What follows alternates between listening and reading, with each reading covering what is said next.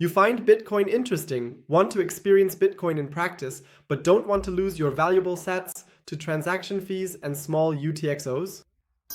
Then you're exactly in the right place. Today, we're going to look at how you can use the Bitcoin testnet with the Specter DIY completely free of charge to test out different Bitcoin wallets, multi-signature wallets, features like BIP85, or other cool things without having to risk your real Bitcoin. To do this, of course, we start up our Specter DIY and enter our PIN. I haven't set a PIN, so I just go to next. And now, what's not entirely intuitive here is that you can only access the testnet once you've already set up a wallet. That means, for example, you first create a seed phrase, which we'll do here, or you enter one, though in this case, you probably won't need to do that. And only then can you go into the settings, where you can switch from switch network to the testnet. You have several options there. Here you have the mainnet, the liquid mainnet, which allows you to make liquid transactions. That's the network from Blockstream. Then you have the regular testnet here, and also various other things like signet and regtest. We're going to test the testnet now. To do that, we just click on it, and now you'll notice that the color up here, which was orange before, let's check again, orange, has switched from orange to green.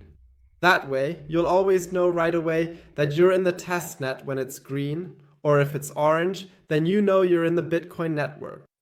And now we can carry out all our various tests in the testnet as usual, either with the seed phrase we created earlier, or we can also turn the device off and on again, enter our PIN, and we'll stay in the testnet and can use the device entirely in testnet mode. If we want to switch back, we do it exactly as I showed you at the beginning when we switched from the mainnet to the testnet. One more small note at this point. There are two relevant testnet networks. One is Testnet3 and the other is Testnet4. I also don't know exactly what the difference is yet. In any case, it's supposed to be better if you switch from Testnet3 to the newer Testnet4. So for example, if you want to test everything in the Sparrow wallet, you can simply select at the top which testnet you want to use.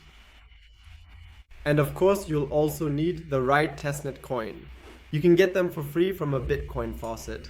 I'll put two links for you in the video description below, one for Testnet3 and one for Testnet4. That's it for this video. If you enjoyed it, feel free to leave a like and subscribe to the channel here. And here you'll find two more cool videos about the Specter DIY and